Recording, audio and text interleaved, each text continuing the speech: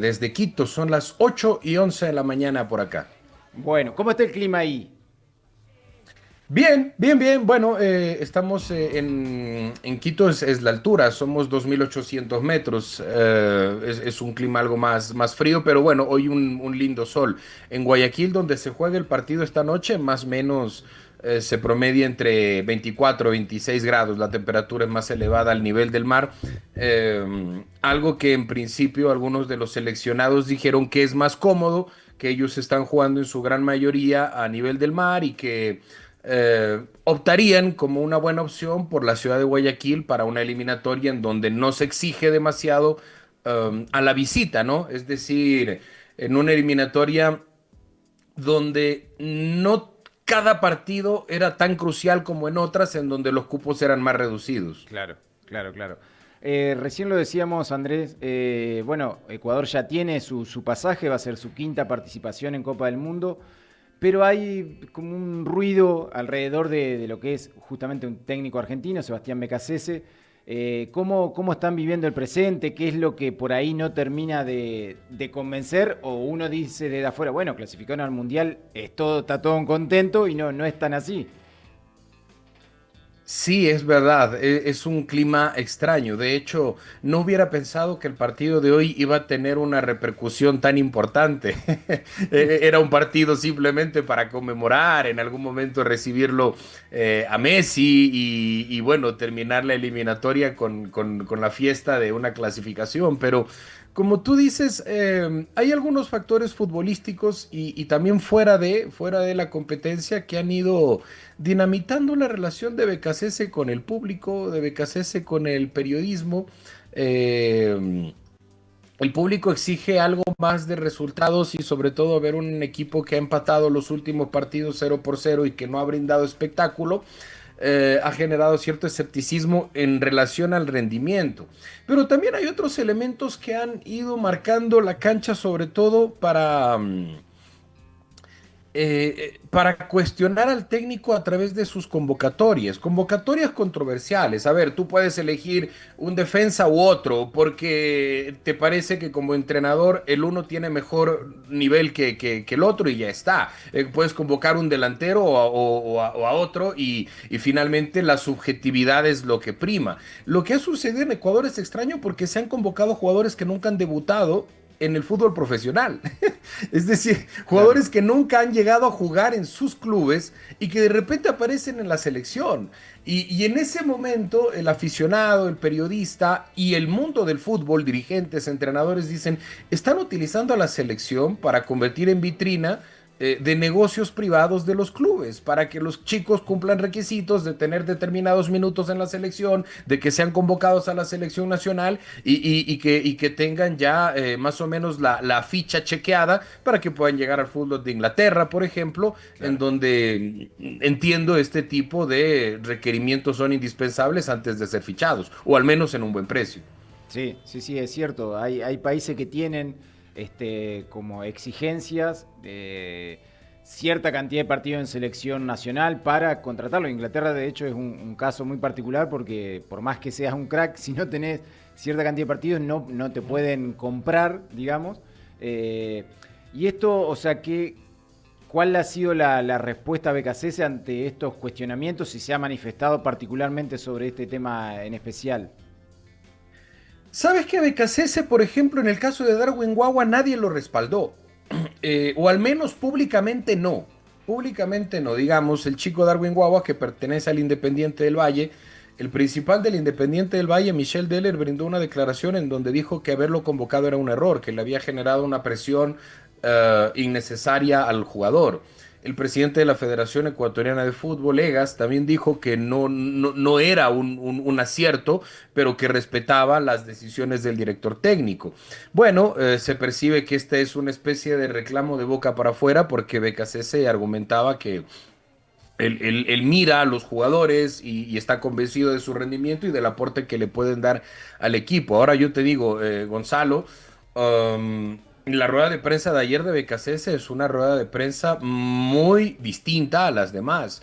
Lo vimos algo más mesurado, algo más calmado, casi que dio un informe de labores. Está sintiendo la presión. Ayer afuera del hotel le fueron a cantar fuera Becasese, Claro. y él está sintiendo esta presión y ya no es el técnico convencido que confrontaba, que se ponía de tú a tú con los periodistas o con el aficionado, sino que en realidad ayer se lo vio bastante más apocado porque, insisto, el partido de hoy termina siendo casi que un termómetro para ver cómo llega, si es que llega al Mundial.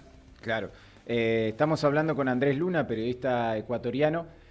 Aquí en Argentina, cuando pasan estas situaciones, se dice, bueno, sobre todo, por ejemplo, en Boca, que está viviendo tiempos convulsionados, que es un cabildo abierto en la cancha, en este caso la Bombonera. Bueno, ¿vos creés que esta noche puede llegar a ser un cabildo abierto y que la gente, de no tener un resultado, un rendimiento satisfactorio, se manifieste aún más en contra de BKC y que pues, esto pueda generar alguna salida?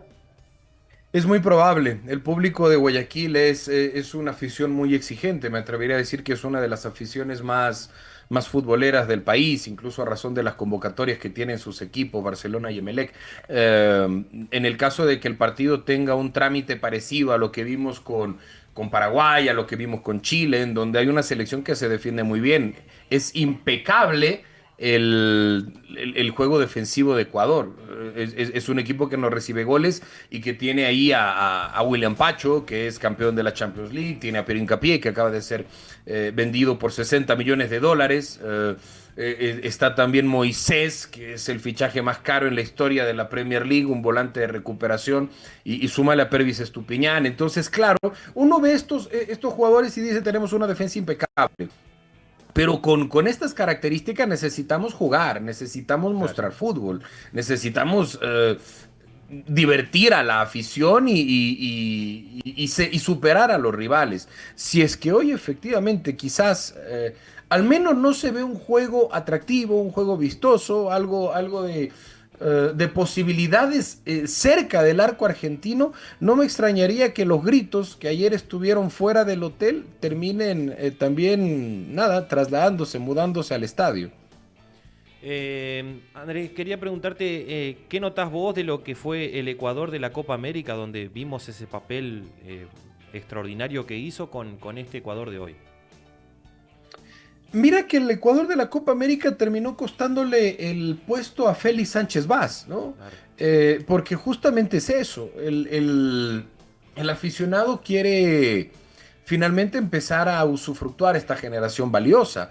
Los he mencionado solamente algunos de estos elegidos que hoy por hoy conforman las mejores ligas, los mejores clubes del planeta y sus cotizaciones, nada, vuelan por los aires. Se esperaba tener una Copa América con un performance algo más ambicioso. Recordemos que terminamos eliminados frente a Argentina en tiros penales, Por pero eso. lo que vino previamente tampoco es que marcó una gran diferencia. Eso le termina de costar el puesto al español Félix Sánchez. Es decir, la Copa América, más o menos como en el escenario actual, era como un último examen que debía rendir Sánchez. Y fue un examen que en términos de la evaluación de la federación no se aprobó, ¿no? Y fue justamente ahí la llegada de Sebastián Becasese. A Gustavo Alfaro también se lo sacó por malos resultados, ojo. A Gustavo Alfaro le cuesta mucho el partido con Senegal del Mundial pasado, un partido que la selección en principio se vio, cuidó mucho el 0-0, cuidó mucho el resultado. Ecuador clasificaba con un empate y lo buscó el equipo de Gustavo Alfaro y se terminó perdiendo con Senegal y eso generó un malestar nada, indisimulable en el país, en la federación. Y bueno, luego vino una campaña de desprestigio contra Gustavo Alfaro, que quiere cobrar el doble, que cómo es posible que un técnico que fue eliminado en primera ronda ahora quiera cobrar el doble. Es decir, se fueron agotando las vías para una renovación con Alfaro y desde ahí no hemos encontrado un punto de diferencia que le dé algo de mejor a este equipo. En este caso, Andrés, con lo que sería las trayectorias de estos DT, Hoy el hincha con quién se queda, ¿con Sánchez, con Alfaro o con Becasese? O sea, obviamente esa charla debe surgir entre hinchas. ¿Qué Ecuador le gusta más? Pensaría que con Alfaro, o incluso con el mismo Sánchez, Claro, porque, bueno, es Becasés el que termina quizás recibiendo el momento más delicado porque es previo a jugar el Mundial. Y en el Mundial, esta selección, nosotros hemos hecho algunas mediciones, algunas investigaciones, por ejemplo, en el Mundial pasado. Las aspiraciones de los aficionados estaban no menos de los octavos de final y los cuartos de final. Mirá vos. Es decir, quedarse en una primera fase claro. desencanta, le quita el aura al equipo y lo desconecta de su afición. Entonces, claro, uno mira cómo llegamos al mundial anterior, a cómo llegamos a este, aparentemente a este llegamos más fortificados. Entonces, no sé si ustedes lo vieron, Jefferson Montero, un ex seleccionado, un seleccionado que además hizo un Mundial de Brasil 2014 brillante, junto con Ener Valencia y Alexander Domínguez, fueron tres sobresalientes de ese Mundial. Jefferson Montero se anima a decir, ¿y por qué no le decimos a Mourinho? Yo hablo con Mourinho. Ya. Yo tengo el número de Mourinho y Oh, ofrezcámosle la selección. claro. Entonces, no solamente es esta evaluación de los tres últimos, sino que incluso se empieza a barajar nombres de otros posibles sucesores técnicos que a decir, no sé, de Carlo Ancelotti en Brasil, Sí. o en algún momento el ejercicio que hizo Paraguay, ustedes se recordarán, me parece que lo cambiaron a Sergio Marcarián para el Mundial y lo llevaron a César Maldini. Um, Sí, sí, sí, sí. recuerdo. una idea, algo así es lo que ha surgido en Ecuador, cerrar el capítulo de la eliminatoria y apostar un nuevo proceso en estos 8 o 6 meses Claro. de cara al Mundial con un perfil muy alto. Claro. Estamos, como decíamos, hablando con Andrés Luna, periodista ecuatoriano.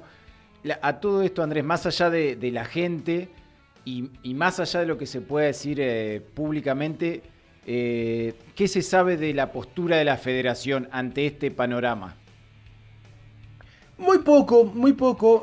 La federación no es necesariamente un organismo que actualmente tenga muchos pronunciamientos públicos. De hecho, el presidente generalmente solo aparece en las eliminatorias, en los partidos de la selección de mayores.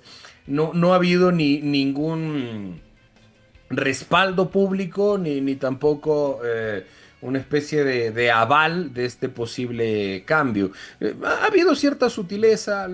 Ayer habló Becasés, insisto, le preguntaron incluso del tema de Mourinho, dio una respuesta muy inteligente. Dijo que la gente puede opinar, puede sacar sus juicios de valores, que todos son libres de hablar, pero que él se concentra en su trabajo. Es una respuesta muy caballerosa para un irreconocible Becasese, que quizás en otras circunstancias lo hubiéramos esperado más vehemente. Claro. Pero fue así como respondió. El gran vocero de esta crisis es el entrenador. Actualmente es el entrenador y algunos capitanes, como por ejemplo el caso de Hernán Galíndez, que ha dado un respaldo a este equipo, es un jugador de mucho carácter, que inspira mucha confianza dentro del grupo, o del mismo Ener Valencia, que, bueno, hoy tiene su fiesta de despedida de las eliminatorias, su fiesta del partido 100 en la selección, bueno, hacia ese lugar también se ha distraído un poquito, se han distraído los focos. Andrés, le consulto a usted, ¿cómo, como opinión propia, ve a un Becasese dirigiendo el Mundial con Ecuador o no? Yo creo que sí, yo creo que sí.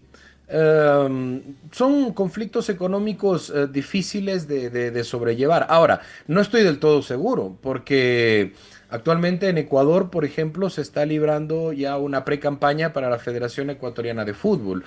Aunque la ley se lo impide, hay versiones de que Francisco Egas pudiera buscar una reelección. Y sus adversarios, por ejemplo, uno de los más encarnizados, Esteban Paz, ustedes se recordarán, el hijo de Rodrigo Paz, quien ganara la Copa Libertadores de América con Liga, él se ha encargado de tirar algunos dardos.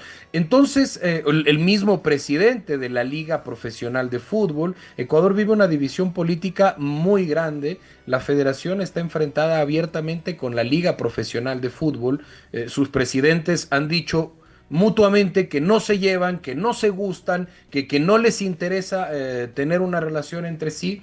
Y esto ha ido dinamitando porque, claro, son dos bandos importantes que son los rectores del fútbol ecuatoriano y que no pierden oportunidad de dañarse uno al otro.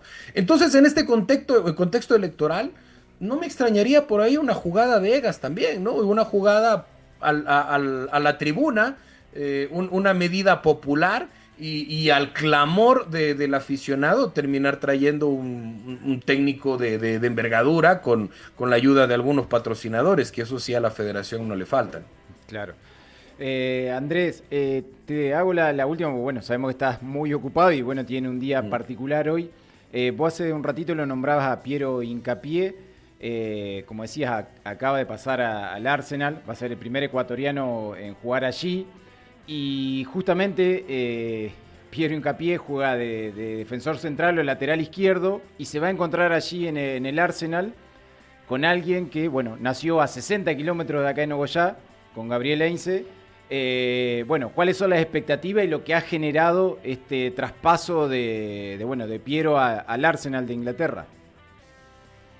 Piero es un jugador muy querido, muy carismático.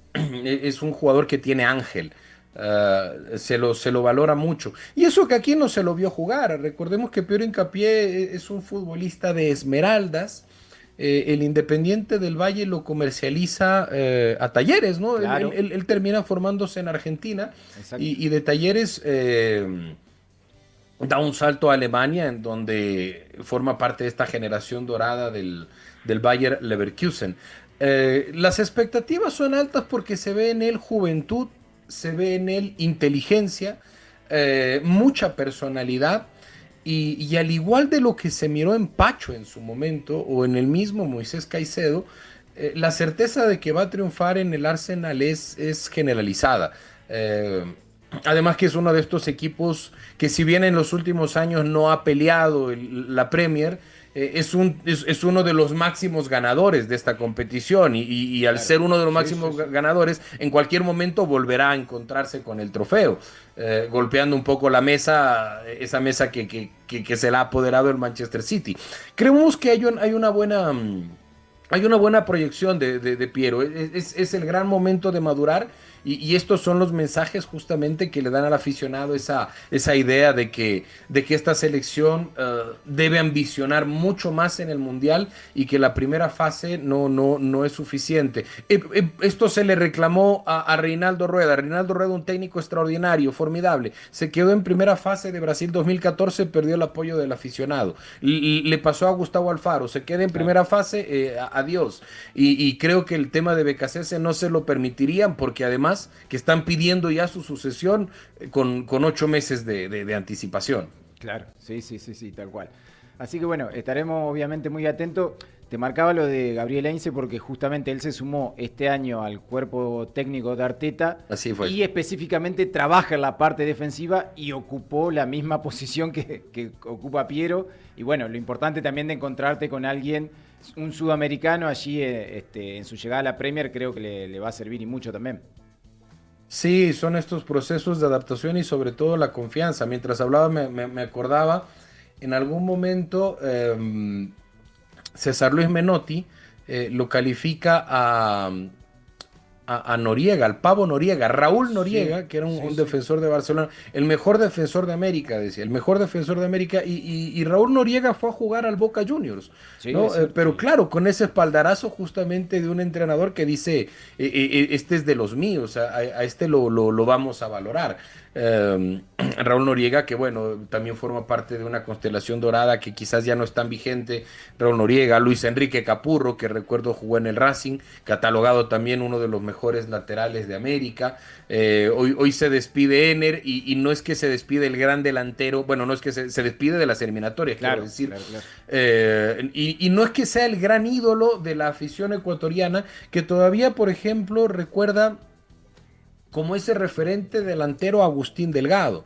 Ener Valencia es el goleador histórico de la selección nacional, sin embargo, el 40% de sus anotaciones fueron en partidos amistosos o en partidos con equipos de la CONCACAF. Pero cuando uno piensa en Agustín Delgado, se recuerda los goles decisivos en clasificaciones casi que imposibles en los mismos mundiales. Y eso que Ener es un goleador de mundiales. El delantero referente en el fútbol ecuatoriano sigue siendo para los más viejos del lugar Alberto Spencer.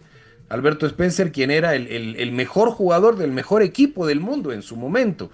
Actualmente el premio al goleador de la Copa Libertadores de América todavía lleva su nombre. Hoy se despide el goleador histórico y sin embargo, fíjate la dualidad, no necesariamente el delantero que mayormente se lo referencia con el gol en la historia de este país.